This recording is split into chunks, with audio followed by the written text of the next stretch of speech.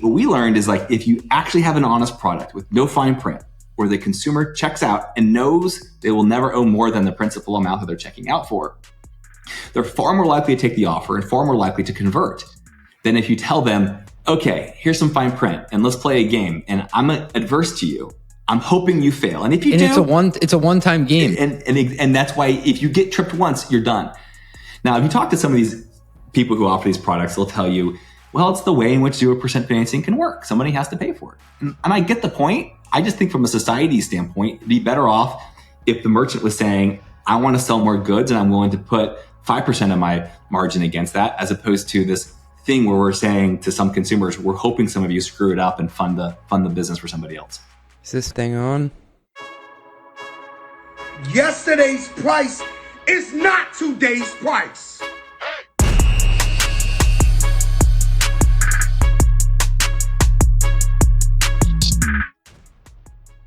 Welcome back to Run the Numbers with CJ. I am CJ, and my guest is Michael Linford. We recorded this in the first week of September. Michael is the CFO of Affirm. Can you believe these public company CFOs are taking my call and coming on this podcast? This is kind of blowing my mind. We go deep into the buy now, pay later business model, what's propelled it into the mainstream. We talk about operating in a highly regulated market and the marks of a sustainable, consumer-friendly first business. This ties in with the fees that are typical in fintechs, and we talk about the fees that they do not charge and how they make money.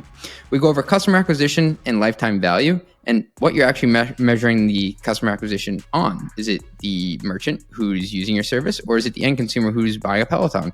We go over the North Star metric at Affirm, and we talk about Michael's extensive experience in capital markets and how he uses that to manage economic swings when he's so closely tied to consumer spending. A lot of cool economic data, I imagine. There is some aspect of focusing on what you can and can't control as a CFO. At least that is what I tell myself when I go to bed at night. And Michael gives a perspective on managing the ups and downs. He goes through some frameworks on being an engineer at heart and taking an engineer-based approach to his business. And more importantly for me, this is impactful, how he balances patience with ambition throughout his career. He has a unique perspective on career goals and how people may over-index on what they want to be when they grow up. I'm still trying to figure it out myself. Michael is a deep thinker and an all-around great guy. You're not going to want to miss this podcast. All this and much, much more after a short word from our sponsors. As a startup CFO, the number one question my friends come to me with is, who do you use for banking? That's right. They don't ask me for my chicken parm recipe, and they don't ask me where I got my dog groomed. I'm the friend they come to for invoicing, credit card, and bank account advice. Go figure. So I thought I'd just come out and answer it for everybody on the podcast. I recently made the switch to Mercury because I was losing my mind trying to get a clear understanding of how cash entered and left the building. Financial operations were getting needlessly complex, and that's coming from someone who does finance stuff for a living. You can't manage what you can't measure, so I made the change. Plus, it took me literally under 10 minutes to go from application to approval. I'm not kidding. It was wild. Mercury simplifies your financial operations with powerful banking, and it gives you greater control, precision, and speed so you can operate at your best. Mercury is a financial technology company, not a bank. Banking services provided by the Choice Financial Group and Evolve Banking Trust. Members FDIC. What does the future hold for business? Can someone invent a crystal ball? Until then, over 38,000 businesses, wow, that's a lot of companies, have future-proofed their business with NetSuite by Oracle, the #1 cloud ERP, bringing accounting, financial management, inventory, and HR into one platform. With real-time insights and forecasting, you're able to peer into the future and seize new opportunities. Download the CFO's Guide to AI and Machine Learning for free at netsuite.com/metrics. That's netsuite.com/metrics. METRICS, metrics. Please, guys, I really need this. Michael, welcome to the Run the Numbers podcast. Thanks for having me. So I love to nerd out on business models, and a lot of listeners like myself, they may be more familiar with the more classical credit card fintech model when you think about fintech and all the different boxes it comes in. What's the history of the pay over time business model, and what's propelled it into mainstream? Because I feel like everybody knows what it is now, but 5 years ago, I didn't even know. Yeah, I appreciate that. I think the idea of consumer credit goes back thousands of years.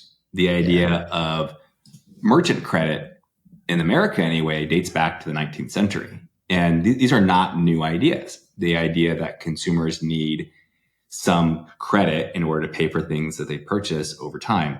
Those aren't groundbreaking ideas. Those are pretty foundational. But where the industry went to with respect to credit cards was this revolving credit card product that really we think had two problems in it. The first thing it did is it completely decoupled the merchant discount rate that the merchant paid from the consumer APR. And so consumers had an APR that was based upon the bank and the consumer talking, and the merchants paid a fee, and the two never talked to one another. And secondly, it set the consumer up to fail a lot and set the banks up to want the consumer to fail.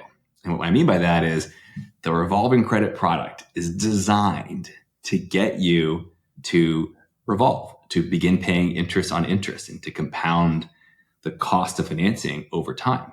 Banks love it when that happens. They do not try to avoid that. They go out of their way to make the product encouraging you to do that. And so for a consumer, you've got this uncertainty when you swipe the card. You don't know what will happen. You have a risk that you'll revolve, that the cost of financing will be more than you thought it was going to be when you checked out. Maybe you intended to pay it off at the end of the month, but then something happened and all of a sudden now you're revolving. That uncertainty is by design. It's a feature from the bank's point of view of credit cards. Meanwhile, you got merchants on the other side who are saying, I would love to sell more product and help make the transaction possible with no interest. And the credit cards have no way to mediate those two things. And so the idea of buy now, pay later, or the category that we're in, was, okay, let's solve both those problems. Let's create a consumer product that's good for them, that aligns our interest and the consumer's interest, where we can only win when they win, and that we will never benefit off of their misfortunes or mistakes. And on the merchant side, let's go to the merchant and say, hey, it's no longer a fixed MDR. We can build programs for you to do really cool things. And that includes short-term or long-term 0% loans, or maybe your margins aren't strong enough to support that, and we do have interest in the loan. And we're able to do the full menu of options there in a way that traditional credit cards really can't, and can't by design. It's so fascinating how you point out the incentives on both sides. So I'm the type of guy who sets every expense possible to auto pay, Michael. So mortgage, daycare, credit cards, everything just gets paid automatically. The credit card company probably hates me, right? Like I'm not good for them. Yeah, a credit card bank CEO was in an interview not too long ago, and he referred to transactors, which is what you are, and me too, as, quote, a bum. A bum, yeah. Like you're a bum to him because you don't generate the kind of revenue. He needs you to revolve a little bit. And I'm the same way. My life is on autopilot, right? Like I right. joke around that I will die and my utilities will be paid for the next century. Like it's just like everything is going to keep going. Somebody has to like intervene. Otherwise it just keeps going. And what's surprising to me is that there are certainly a lot of folks in the economy who are like us. There's also a lot of folks in the economy who aren't that way, who actually do want to manage everything and they want to manually pay. And it's been a lesson for us as, we have a lot of auto pay in our business, and it's certainly a good credit signal when we do. But we also have a lot of folks who are excellent credit risk who want to make sure they're intentionally making a payment. And, it's humbling when I talk to folks like us, when I talk to investors who are maybe from the coasts, it's very humbling because I think we don't really understand sometimes what a more middle of America household is dealing with. And the reason why they like the flexibility of manually paying is they want to sit down and manage their finances very carefully. And that's because their cash flow is healthy, but maybe not so strong where they can just put on autopilot and stop caring or worrying about it. They need to actually balance their checkbook, so to speak, digitally. Yeah. And I think how do I put this? There's always been a place in society for types of credit institutions. I think it's just how they go about the business and how they interact with the customers that is perceived as either positive or negative. I read this book that came out, it was actually, I think, by J.D. Vance, but I listened to it on tape during a long drive, and he was talking about that the payday loan companies where he grew up in Ohio or Nashville, somewhere in the middle of America, they're often vilified for the high costs. But he said we had no other way at that point to basically put food on the table or to buy Christmas gifts around that time. And I've always come at it from the perspective of like, these are evil, like institutions that charge like incredibly high rates to people who may not be as credit savvy about it. But the way that he laid it out is I had no other option. If I didn't have that, I would have been going to basically like a loan shark. Yeah, I think that is so, that humility that you gathered from that story is, I think, so important for people when they try to think about what we do. Because, I was with the state's attorney general recently, and he grew up similarly needing to go to payday loan companies. And he was just adamant on, he was going to do everything he can to protect those who are willing to extend credit to those populations. Now, for what it's worth, I share with you the idea that those are oftentimes very predatory. And I think that's why our business is so important to the world, and why I think we're doing what I think is a really good thing for consumers, is because there's a real need for consumers to use our product. And if you don't invest in world-class underwriting, and you don't invest in world-class capital markets and technology to support all of those pieces, there's consumers you're not able to serve. And if you can't serve them, you're pushing them out to some other really predatory credit product. And we know that ours isn't. Ours doesn't charge late fees, is a closed-end loan. The interest that the consumer checks out when they see when they check out is the exact interest they'll pay, no more. And they get a discount if they prepay it. And so these features that we think are so important and good for consumers. And you have to be humble enough to say consumers needing credit is a thing that's happened since forever and will happen forever. The way you do it is what matters. We think the most. Yeah, I mean, credit goes back, like you were saying, since the start of time. I remember reading the book Merchant of Venice in like my fourth grade English. You're nodding your head. You know what I'm talking about. And the whole idea there was about lending and usury and the function of banks in society. So it's not like lending and credit is a new thing. What you've done is make, I think, a more transparent and consumer-friendly business model, if I'm right. Exactly. And we think that consumer credit is always going to exist. It's the how that you really want to make sure you're doing it right for the consumer. And it's not easy. In fact, what we do, I think, is really, really hard. I think when you want to be extending credit to these populations, you've got to be really good risk managers. And yet you do it because that's your mission. And we talk a lot about our mission at Affirm. And I like to tell people that set aside your cynicism for a second, because I recognize that a lot of people, their eyes roll when people talk about the mission of an organization. Yeah. And I'm a cynical person. We set it aside because Affirm, our mission is not just words on a wall. It's something we literally make business decisions around. And that's because we know that if we are focused on building honest financial products and we're focused on the consumer and improving their lives, the rest of it's going to sort itself out. I think if you, we were talking about this before the call, but basically like spreading your surface area for good things to happen. It's like the customers and the revenue will happen if you do the right thing. You just got to give it some time. Yeah. And honestly, you can do both. The two aren't in conflict. Yeah. Again, a thing I think some people may not really understand about consumer credit is, I was talking to an investor recently, and they talked about my consumers being relatively unsophisticated with respect to credit. And I had to stop them and say, with respect, I bet you my consumers understand credit cards better than you. Ooh. They use them. They revolve on them. They pay APR. I'm guessing you've never done that before. Yeah, I've never paid APR before because I'm a deadbeat. So I said, right? You're not savvy with respect. No, I'm not. Yeah, you're right. I'm not. If you ever had to go revolve, you wouldn't even know where to start. Most consumers have an understanding of how the credit card is not just a way to pay for a thing, but it's a way to pay for it over time. And that's a thing that the credit card, most consumers in this country have. During COVID, my brother-in-law wanted to buy his son a bike.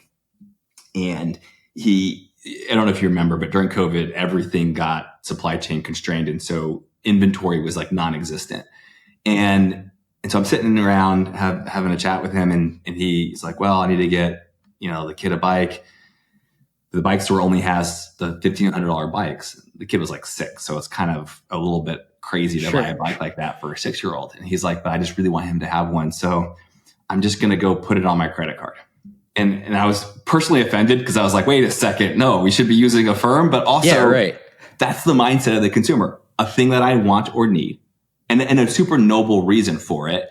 and I'm going to use my credit card. And we think that the first part of that, that's human nature. We're going to deal with that no matter what. The second part, using your credit card, that's what we're up to. We're up to taking that away. A consumer reached out to Max and me, and I have to take a big breath before I share this because I'm not a sentimental person, but I do oftentimes tear up when I talk about this because it was my experience growing up. This consumer reached out to Max and I, and she basically just said, thank you. Thank you for your product. She had seen us on Amazon, and she told us that she was out. She was Christmas shopping for her kids. Her husband lost a job. She didn't know how she was going to get Christmas done. And so she was staring at the reality that she might be able to buy presents for her kids for Christmas. And, wow, first of all, first world problems, right? We live in a society where that's the thing that she was focused on. But having grown up in a very large family where I know how stressful that financial moment is, Christmas is a stressful financial moment. She saw us on Amazon and she was like, this is wonderful. A month later, family got employed. She stayed current on her loans. She had a wonderful experience. And this woman took her time to email us just to say thank you. And it's that's the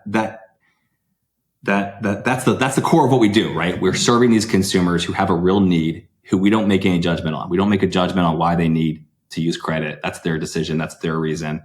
And if we can do it honestly, they can live a better financial life. And it's the little things like her kids having a great Christmas that, I don't know, super motivates us quite a bit.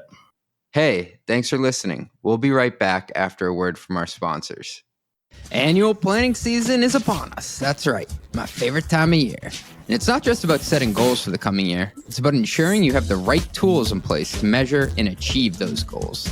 As a SaaS CFO, I know having access to reliable, real-time metrics is crucial for my annual planning process. That's why I'm so excited to partner with today's sponsor, Maxio. Maxio is a billing and financial operations platform that helps subscription businesses reconcile bookings, billings, GAAP revenue, and SaaS metrics automatically. By the way, guys, bookings, billings, GAAP revenue, not the same thing. Got to get them straight. Because these numbers are the foundation of your financial models, it's important to have quick access and trust that they are correct. Don't let the complexities of SaaS finance and accounting slow you down. If you want to start 2025 with the right tools, check out Maxio by visiting maxio.com/run the numbers. That's maxio.com/run the numbers. Request a demo through our link to support the podcast, ya boy, and receive a 10% discount on your first year with Maxio. That's maxio.com/run the numbers. maxio.com/run the numbers. Please, guys, I really need this. Okay, serious question for all my accounting pros here today. Are you doing what you were hired to do? What I mean is, do you have time to actually be a business partner, or are you buried in tedious manual tasks just to get your journal entries prepared every month? I know how that feels. Leapfin's here to help with that. Leapfin is accounting automation software that automatically prepares and posts reliable journal entries. And that's just the beginning. High-growth businesses like Reddit, Canva, and Seat Geek choose Leapfin to eliminate manual tasks, accelerate month-end close, and enable accounting leaders like you to provide faster insights that will help your company grow. If you're battling messy transaction data from Stripe, Adyen, Shopify, Apple Pay, and other PSPs, and then battling again to get it all into NetSuite, go to leapfin.com to watch their short product intro video. And if you like what you see, request a 15-minute conversation to learn how accounting automation can help you and your team. Check out leapfin.com today. That's leap like jump, fin like shark. I just made that up. I hope they're okay with it. Leapfin.com. That's what it's all about, man. Thank you so much for sharing that story. That's powerful. And I like that you pointed out, Michael, too, that it's possible to do two things at once. You can make these financial moments easier, but you can also make money. And like, I follow your earnings. I look at your financial results. Like, you guys are a really successful firm. Can you describe how a company like Affirm makes money? How do you monetize? Are you monetizing the buyer, the seller, both? Yeah. What's unique about that? Yeah, I think it's so important to remind people that, like, we're a for-profit enterprise. We are capitalists. We are out to build a really valuable entity.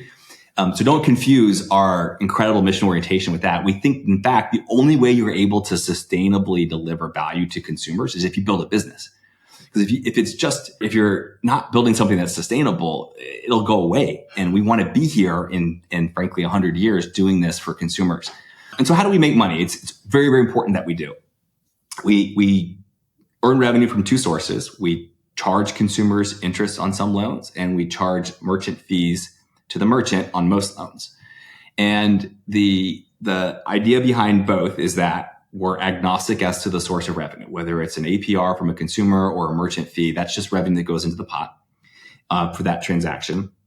And then we look at all the costs on a transaction. And the costs of the transaction include things like our funding costs. We have various capital market structures that we require paying banks and the like. We also have credit losses. It's one of our largest, most important costs to manage.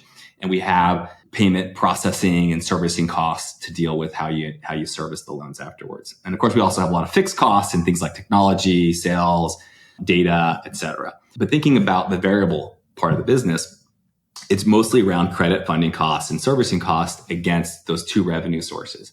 Funding costs are something that the business has done a really excellent job at getting real scale on. I mean, we're a really big company now. We guided the market to over $33 billion in GMV this year. It's a real big business that we fund with some very sophisticated deals in both the ABS markets and the forward flow markets. And we're really good at it.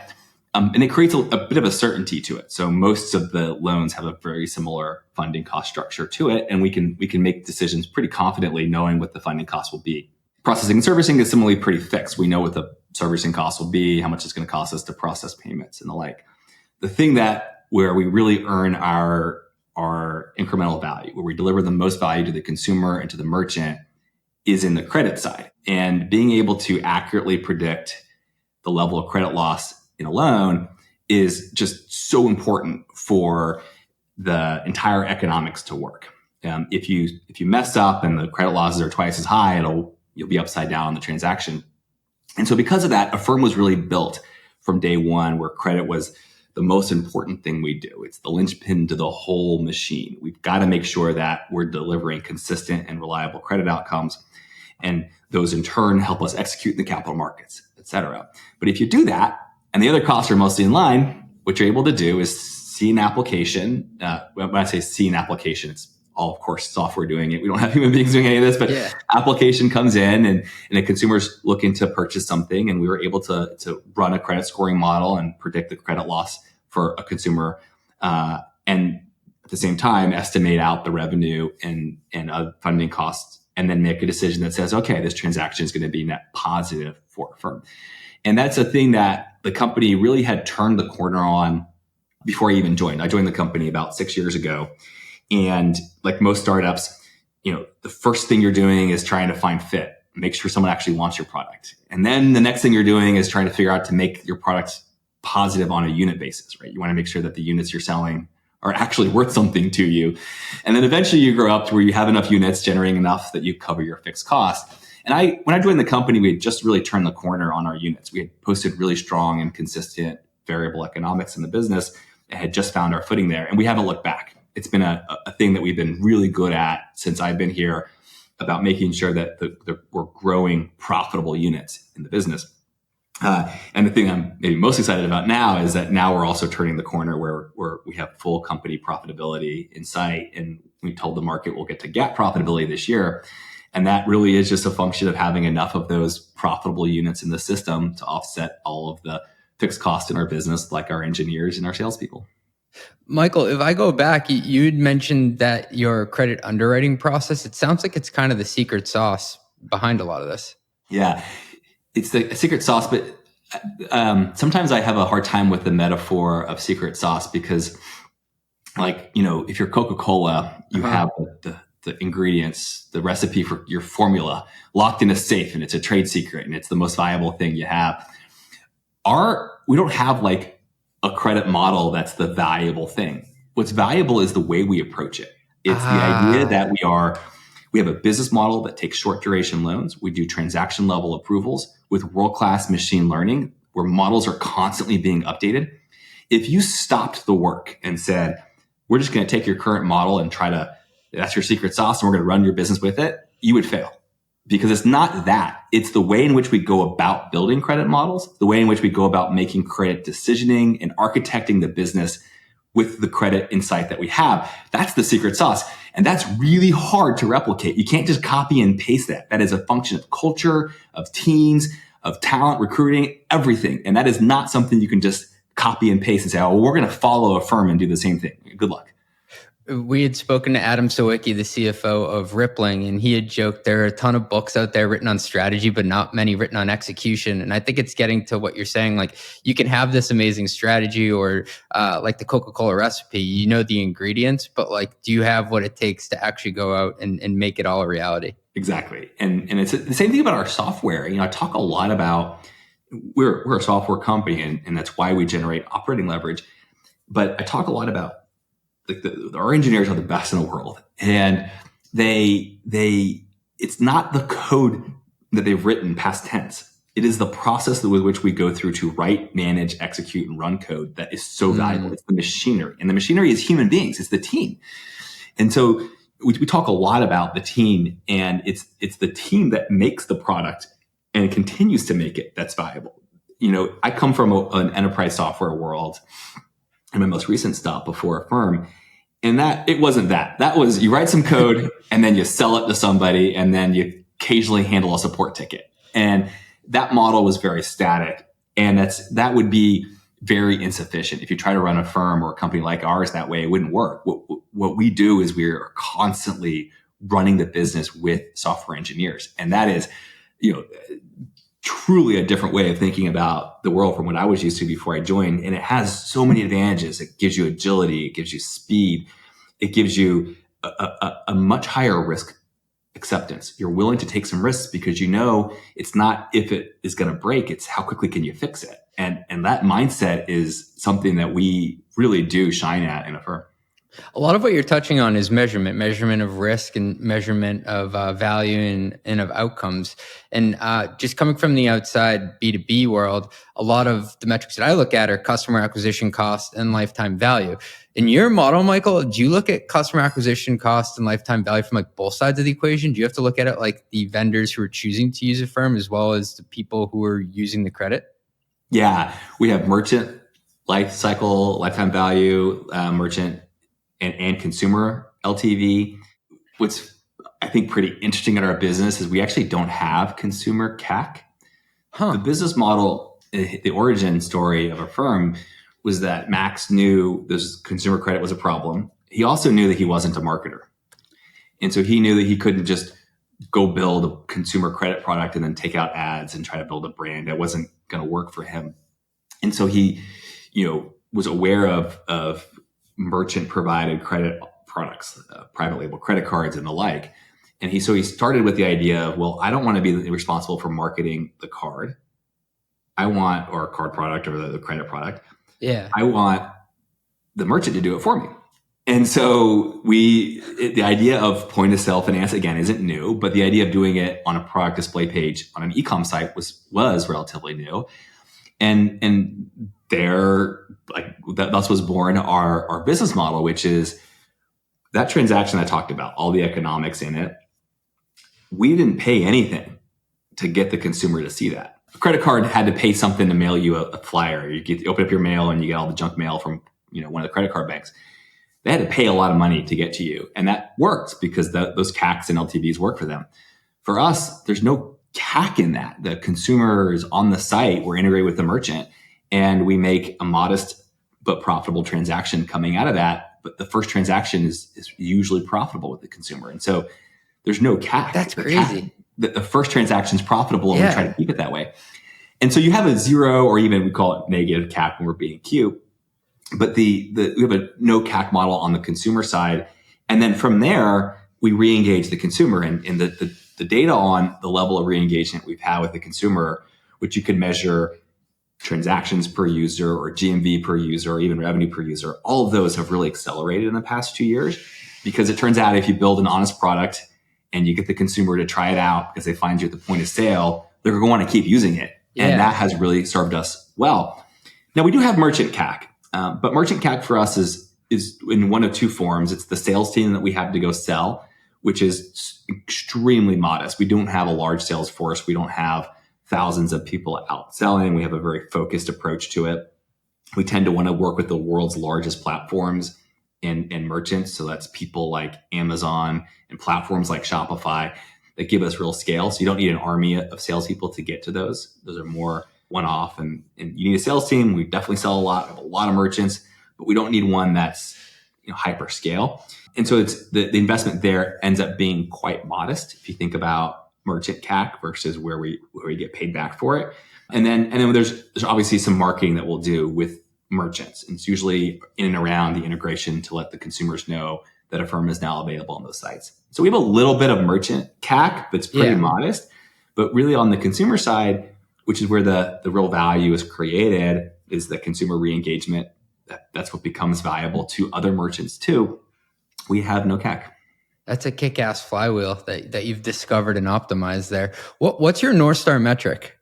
It's such a great question. And our executive team gets together once or twice a quarter for a week in one of our offices because we're a remote first company. And so we were in New York 6 months ago or so. And one of the analysts said, hey, I get it. There's a lot of metrics, credit, revenue, GMV, users. Give me the one. I want the one. Yeah. And it's a super fair question and a very engineering mentality to it. Like there has to be one measure to rule them all. And what was fascinating is our answer was very unsatisfactory to the employee. And I'm sure it's going to be unsatisfactory to you here too. There isn't one metric in our business. The North Star for us is our mission. Build honest financial products that improve lives. That's the most important thing to do. And everything has to come from that. That's the North Star. The measures in the business are necessarily varied.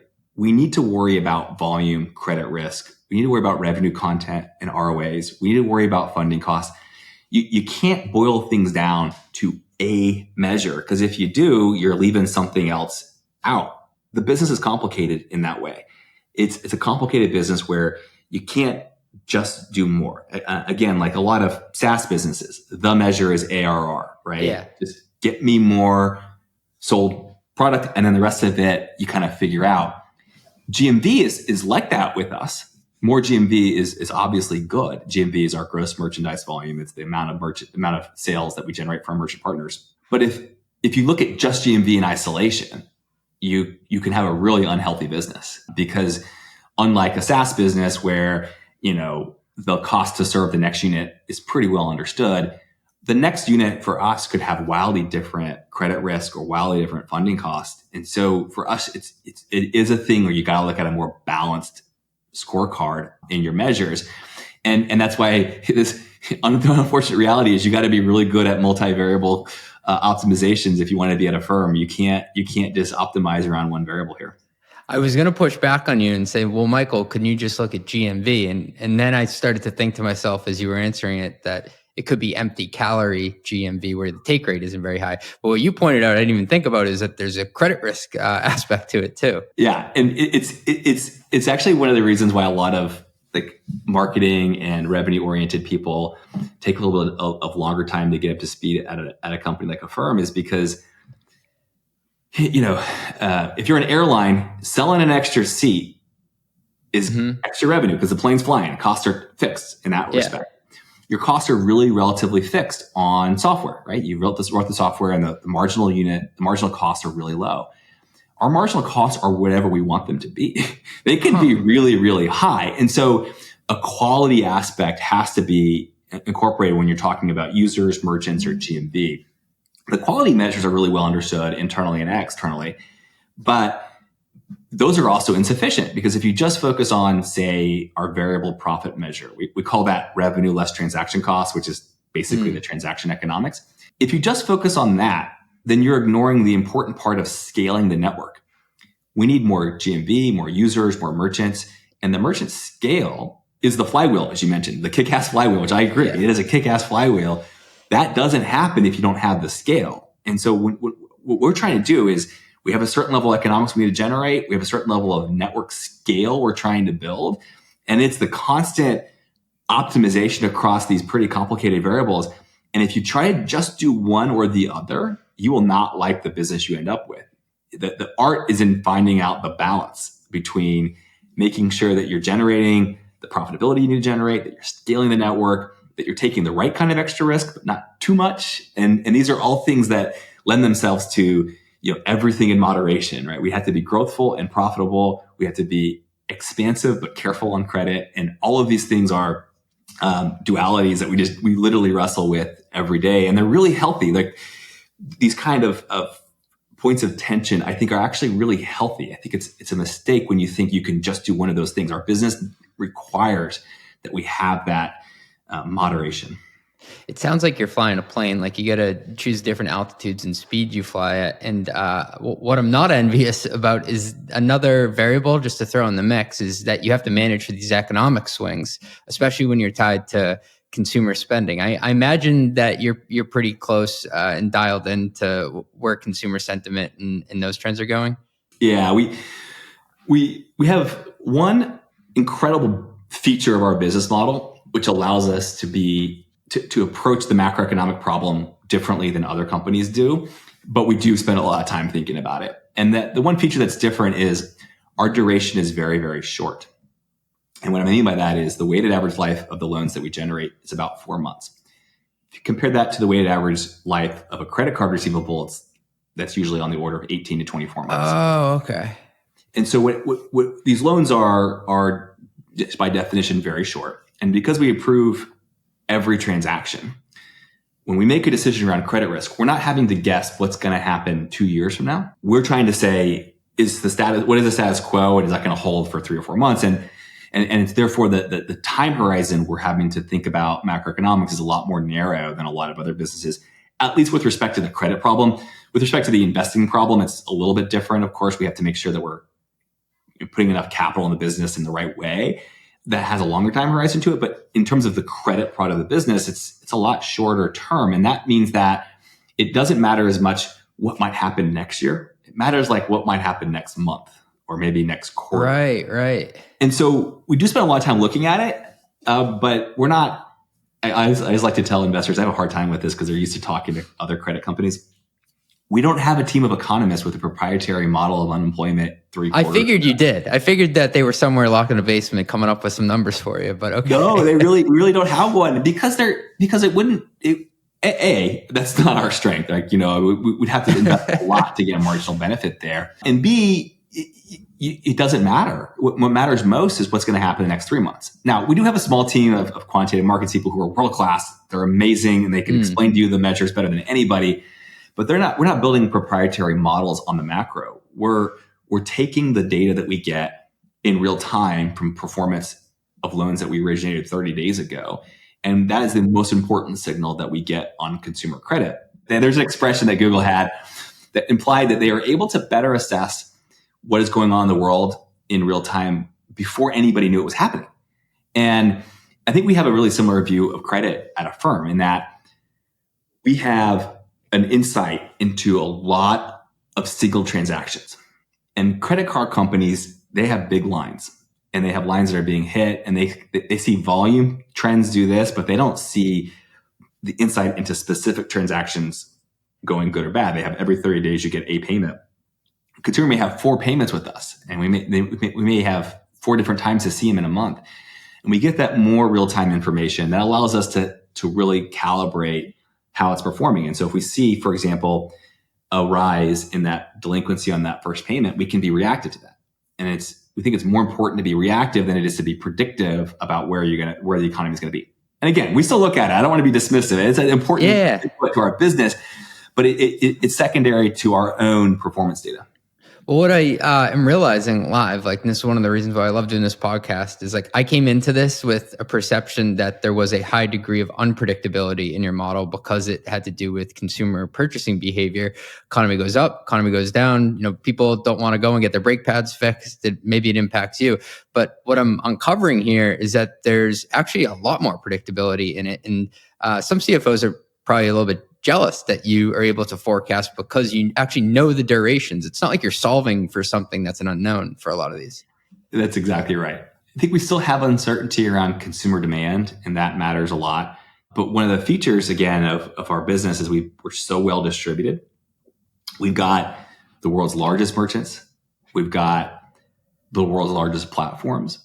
We have a big business in travel. We have a big business in auto parts. We have a big business in, you go on the list, and we cover such a wide diversity of categories that it's less important about if the consumer is spending on travel or ticketing, for example, which is a big business of ours. We're really proud of it. It's been very growthful the past year and a half.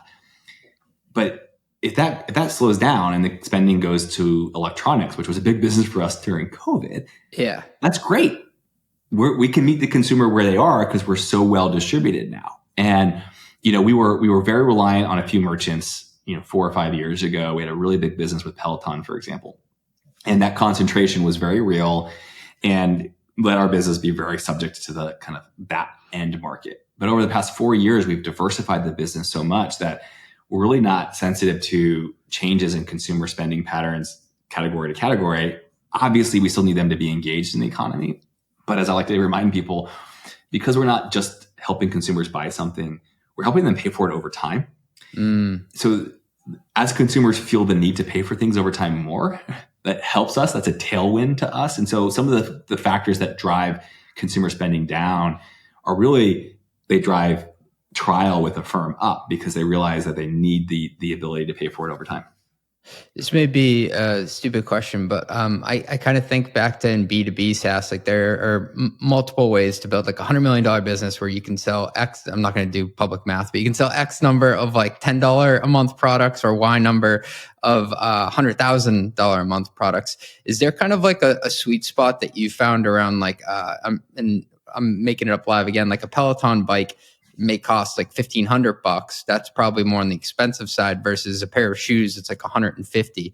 Is there like a kind of a I don't know, size of the bread box or a purchase size that like this works is not really a stupid question. This is a very good question.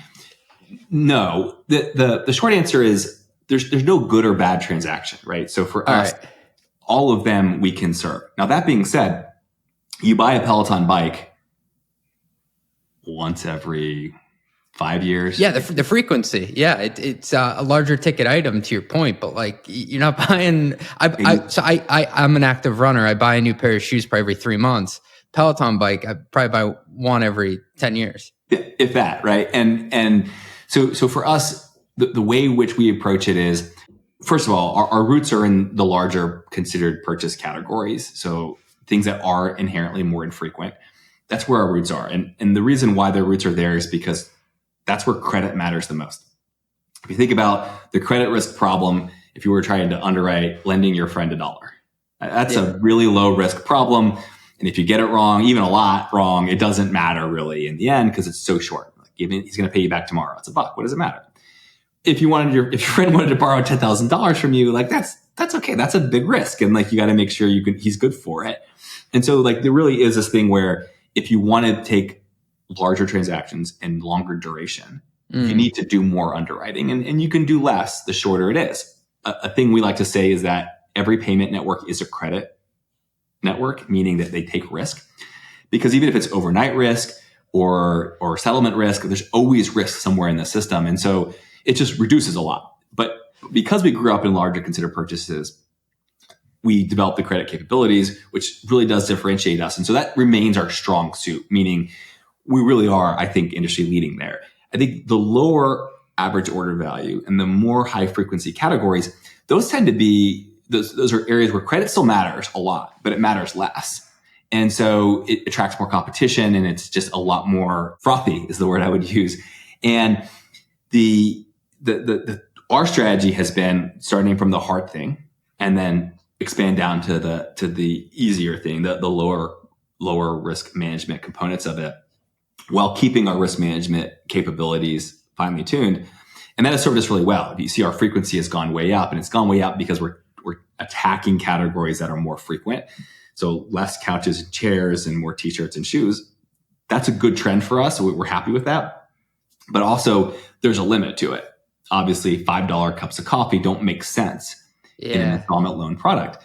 And the irony is the credit card companies love the $5 cup of coffee. If you're already revolving, it becomes a very expensive cup of coffee. And so they actually like the idea of that device to cover these transactions.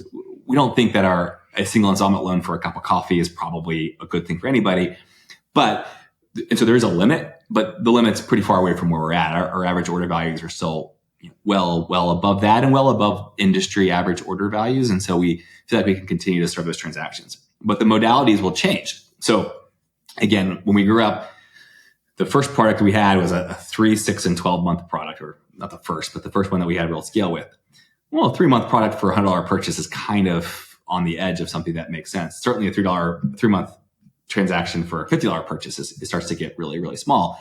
And so what we've grown over time is other payment modalities. And we talk about pay in 4. We also have a pay in 6 and a pay in 2 and a pay in 30 days. And these are all different ways to say, okay, well, maybe an installment loan for a $5 cup of coffee doesn't make sense, but maybe there's another way to serve that transaction, with the core problem being consumers do need some way to pay for things over time. And that's the problem we're going to solve. That's an amazing explanation. This is a bit of a tangent, but nothing hypes my father up more than when he gets to go to Best Buy and they offer him an interest-free loan for 12 months on a TV. Not because he needs it or anything, but just because he feels like he won. Well, okay, let's talk about that. Let's talk about that product for a second. That product is usually, I won't speak to specific merchants at all, but the product of in-store free if you pay it off in 12 months free. is called a deferred interest product. I believe that is one of the most truly immoral products ever conceived. First, as a principle, as a business model, they literally take money from poor people and give it to rich people. The merchant isn't paying for that. The way in which that business model works is those who pay interest create all of the revenue so that some people don't have to. And the people who don't have to tend to not need it. So as a principle, I have an issue with it. But it gets worse, because even for people who enter into it thinking they'll pay it back, that product is designed oftentimes, the class of product is designed oftentimes to make you miss your payment by like $1. Like your monthly payment will not get you to pay it off in 12 months. Oh, that's sly. In the fine print, they're proud of this. They say the minimum payment may not get you to the amount. And oftentimes it's really close enough where you're doing quick math because you got a busy life, you got kids screaming in the car, and you look down at the piece of paper, you're like, that roughly is X times 12 is the amount. And what you don't understand is that it's just a little bit short. It's maybe 3 or 4% short. And then the product works like this. Okay. So if you're $50 short, they don't just say, okay, now you have to start paying me interest on the $50. They retroactively bill your interest back to the full amount from day 0. But I paid off some of the principal. Doesn't matter. You agree to when you have a deferred interest product to have this deferred interest. Their interest isn't gone. It's just deferred if you pay it off in time. And if you don't, we're going to bill you for it. And anybody who's ever actually experienced this product will, like, your eyeballs will come out of your head because you're like, that can't be right. That can't be how it works. But that's actually how it works. And so those products are a really good example of the way in which a lot of merchants, bringing it back to Affirm, because we're none of that. We think that's a really evil product. The way in which a lot of merchants extend 0% offers to consumers is this tricky product where it's literally designed so it's like, we hope some of you screw it up. If some of you screw it up, I get to give everybody's dad a free offer, but you're going to pay me a lot, and you're going to pay me a lot more than you thought you were going to pay me. And that's the whole model. What we said is, wait a second. How about instead of that weird trick, you tell the consumer who checks out it's 0, and it's a real 0. If you're late, we're going to text you, but you can never pay us more than the amount. When we say it's 0%, it will never cost you more than the principal amount. Won't. When we tell a consumer that, they're much more likely to take the offer, and you're going to convert a sale that you wouldn't otherwise convert. Because maybe your dad knows he's going to beat the system, but right. You get burnt once on that thing and you refuse. You absolutely refuse and you shut down. And what we learned is, like, if you actually have an honest product with no fine print, where the consumer checks out and knows they will never owe more than the principal amount that they're checking out for, they're far more likely to take the offer and far more likely to convert than if you tell them, okay, here's some fine print and let's play a game. And I'm adverse to you. I'm hoping you fail. And if you do, it's a one-time game. That's what you're pointing out, Michael. And that's why if you get tripped once, you're done. Now, if you talk to some of these people who offer these products, they'll tell you, well, it's the way in which 0% financing can work. Somebody has to pay for it. And I get the point. I just think from a society standpoint, it'd be better off if the merchant was saying, I want to sell more goods and I'm willing to put 5% of my margin against that, as opposed to this thing where we're saying to some consumers, we're hoping some of you screw it up and fund the business for somebody else. That is scary. And it's actually timely for me because I just moved and my wife told me that we're buying this couch that apparently is made of gold. And she said, we don't have to actually pay for it for 12 months if we don't want to. And I was about to sign off on that. But like you said, busy life, I may underpay it by $25 and then have to pay interest on the entire thing. Well, I would encourage you to go to Affirm instead, or an Affirm merchant, because a lot of the merchants that you're talking about, I hope, would imagine, are Affirm merchants. And check this out. I think you'll find an honest transaction here. I'm going to do it. It sounds transparent and honest. I'm in. I want to talk about a couple frameworks here with the time we have left. And you told me that you take an engineer-based approach to business. Can you break that down for us? Yeah. I was a mechanical engineer in college, and I think that studying engineering is something I encourage everybody to do, because engineers don't learn just how to work on mechanical or electrical systems. They learn an approach to problem solving that says we can measure a system, we can define its inputs and its outputs, and we can put measurement systems on it and then make adjustments to the system to get output that you want. And I think that's what a CFO's job really is. It's understanding the inputs and outputs of a business, making sure that you're choosing the dials, dialing up the things that you want such that the machinery outputs what you want. How much growth do you want? How much profitability do you want? How much unit economics? How big of a team do you want? These are all just problems. And if you can think of these all as systems where your job is to control the inputs to get the desired outputs, then you're going to, I think, be very successful as a CFO. And I think engineers learn that everything is a system, whether it's a pipe flowing water or even a circuit board. These are all things where we develop some rules, sometimes rules of thumbs and approximations, but still rules about how the inputs and outputs work. And then we go design really cool things, leveraging how those systems work. And business to me is just another system. And it's a system that engineers can learn quite well. And so what I try to always do in these things is think about, okay, what are the inputs and outputs? What's the actual dynamic that's going on? And how do I make sure that I make the right decisions so that the machine that outputs what I want as my output? And that's it's a very engineering way to think about it, but I think that's what makes a lot of engineering oriented CFOs do quite well. Just to make it more real, are there any common problems that'll come across a CFO's desk or a finance leader's desk and you're like, you know what, maybe you could take an engineering lens to this? Well, I mean, look, you think about ROI, okay? Mm-hmm. So we want to say, what's the ROI of a project? Sometimes a finance leader who maybe is a little bit more accounting oriented might just say, well, they calculate the number and it meets the hurdle rate or doesn't, and they say yes or no to it. Yeah. A good CFO, a good finance business partner says, well, why is it that? And what are the ways in which we could do it differently to get a different answer? And what are the optimizations we could make to it? And I think it's all about the idea that these are systems. These are systems that will get different output with different inputs, and go test whether or not you changing a variable in that equation gets you a better answer. And I think sometimes we in finance want to be too following a process, a little bit too accounting orientation, and not stepping back and saying, I'm willing to take the machine apart and put a new cog in the wheel and see what happens. I like that a lot because my favorite question to ask my FP&A team when they present a model back to me is, can you walk me through what the most sensitive variable in this whole model is? And oftentimes they can't. And that isn't to be dismissive of your FP&A team. Certainly mine is the best in the world. But you spend so much time just getting to that deliverable. Right, getting to the end. You're just like, the deliverable is the model. I'll share a quick anecdote about somebody on my team. I share this anecdote a lot. I think he is mad at me for sharing it, but I still share it. We were working on a model, and I went to my executive. I was early in my Affirm career, and we were working on a multi-year model of the business. And I was trying to get the business leaders around the table to make some decisions around, not like tactical decisions, but some strategic direction decisions. And so we had a model just to facilitate a conversation. And we had a really rich conversation. It went really well. And I'm leaving the office, and it's like 10 o'clock at night. And I see this guy working on the model that we just spent all day in the meeting on. And I was like, hey man, what it's 10 o'clock. We had a great meeting. You guys did great work. Go home, go have a beer. Like, what are you doing? Yeah. And he looks at me and he goes, I just need to fix a few things in the model. And I'm like, well, why? He's like, I didn't realize that we were actually going to use it. And I shared this story.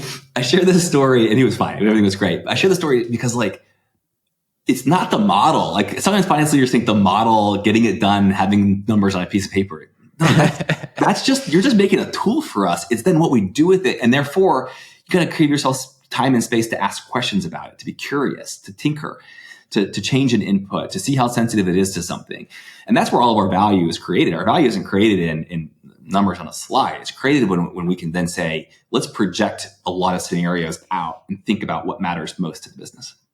That's awesome. FP&A leaders, take that one to heart. In preparing for this podcast, I was going through your career trajectory. You're a successful guy, and it seems like you made it to where you're at just from the outside looking in relatively quickly. I know in the moment it probably felt like a climb. I wanted to ask how you've balanced patience with ambition throughout your career.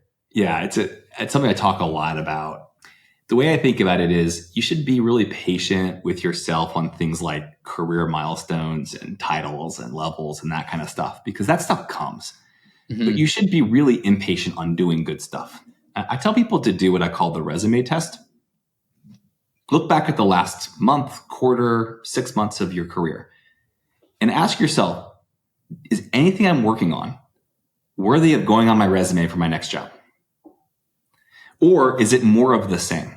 And if it's more of the same and nothing you're working on is worthy to talk to your next employer about, then it's probably not worthy of your time. It's probably time for you to go be a little impatient and go find something that helps you grow. Don't worry about titles and stuff, but make sure that the stuff you're working on is pushing the limit a little bit and make sure that it's something that is noteworthy in your career and not a one-off.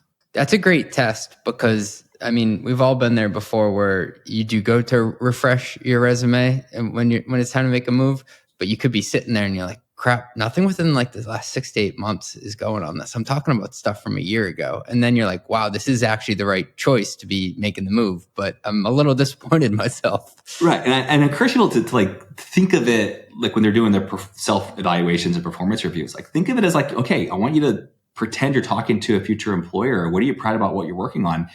And in my experience, it's never just the company or just the employee in these situations where you do find yourself having not worked on something interesting. Odds are really good that you've let your foot off the gas a little bit and you've become patient. And my point is, don't be patient with that. Go do more. Companies they would just love for you to do more. Be impatient there, but don't chase titles and be patient with yourself on things like growth and development. Put in reps, actually learn and grow and develop. If you can find a way to be impatient on outcomes and changing the world and be patient with yourself on some of those more technical or tactical things and checking boxes, you're going to be pretty happy. I think people often confuse patience with complacency. They're not the same thing. I love that. I just made it up. Don't be complacent. I know I'm chewing up a lot of your time. So we're going to move into what we call the long ass lightning round. And so I ask everybody, you're a successful person, what's something you've screwed up on the job? It could be here or a previous role. I screwed up royally early in my career in not taking feedback literally. And I didn't know how to take it. And I thought I was thumbing my nose at the manager when I actually just one day got frustrated with it and took the advice literally. And I took away from that. The manager was thrilled and he was very happy that I had actually done the thing he asked me to do. And I took away from it this deeply seated idea that feedback is a gift. If someone's taking the time to tell you what to do, go do it. My daughter she's a little half pint, love her dad. She plays ice hockey though. And she plays ice hockey goalie. And she tells me last year, she said, Dad, it's really easy. Just listen really good to what the coach is saying and then go do it. and I'm a stubborn, difficult to work with person. So I would never orient that way, but there's so much wisdom in that. When someone's giving you feedback, listen to it and do what they say, because odds are really good that it may seem so dumb to you, but it will make a big difference in the eyes of the person giving you the feedback. Well, do you remember what the actual thing your manager was telling you to do at the time? Yeah, they were telling me to be less intense. You may have picked up on this. I have a lot of energy, and they were telling me to cool it. Like, hey, Linford, just tone it down a little bit. And when I said, well, what, you want me to like not work hard? And he was like, no, And I was being a jerk. He's like, you're doing it now. Exactly. I was not being a very good employee. And the feedback was basically just, hey, just like calm down, cool it. We just need less of this. And I went home and I was not in a good headspace. And so my solution to the problem was I was going to not work Fridays. And so I stopped working Fridays. And so for a good solid 2 months, you can call me, but I wasn't on my computer. I wasn't working Fridays. And my next performance review is like, man, you really, like, you crushed it. You really listened to the feedback. And I was like, you realize I've not been working Fridays, right? And he goes, that's great. That's what we needed. Wow. And I was like, huh. And of course, not advice to not work Fridays, but the point to everybody is that I needed to tone it down. And for me, the radical blunt force way to do that was I literally spent less time engaging with people. A more moderate version that I still do to this day, is I'm super protective around my time. And as much as I would love to work at 10 o'clock at night, my team's not on calls with me at night. I try to really protect my day so that my team's day is protected too, because, I think sometimes it's hard to match the intensity level that some people have all the time. But that's like the technical. The bigger picture point is when someone's giving you feedback, actually do what they say. Even if you don't think it's good for you, do it, because odds are really good they know something you don't. That's awesome. If you could tell your younger self knowing what you know today, what would you tell him? I would give him that feedback around cooling it. And then I would chill out. But honestly, that sometimes in your career, you can feel like you have to have a plan and a path. You feel this tug of like, you see other people who have like it all figured out. Like, you talk to somebody, I'm going to go do an investment banking job, and then I'm going to go be a FP&A leader, then I'm going to be a CFO, and then I'm going to go golfing. And like, they have it all, like, their life laid out, and you look at it with some envy, and you're like, man, that person knows what they're up to. They have it all figured out. My feedback to my younger self is actually be a little bit more in the moment, walk through doors when they open, because the truth is they're going to open for you, and you don't need a plan. You need to be smart and take advantage of opportunity much more than you need a plan. Awesome. Last one I got for you. What's the craziest thing you've ever had someone try to expense?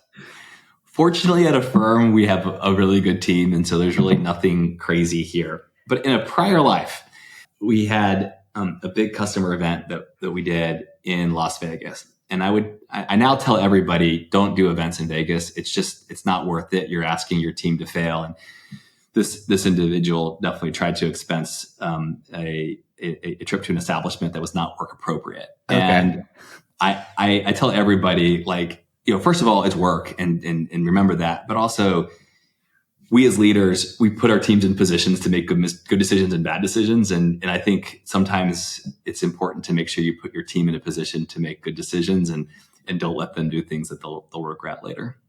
Michael, this has been one of my favorite podcasts out of, the 100 or so we've done. Thanks for being generous with your time. And really, it was impactful to me. So thank you. Thank you for having me. Run the Numbers is a mostly LLC production. Yelling an intro by Fat Joe. Artwork by some AI thingamajig. Podcast and video editing is done by Cleancast at cleancast.io. Nothing said on this podcast is intended to be business or investment advice. It's the sole opinion of me, a guy who feeds his dog too much ice cream and has a history of net operating losses, LOL. If you like this podcast, please hit subscribe. It would mean a lot to me. And also check out mostlymetrics.com. That's my newsletter where I explore business models and financial metrics. Thanks for riding with me. Share this with your friends. Peace.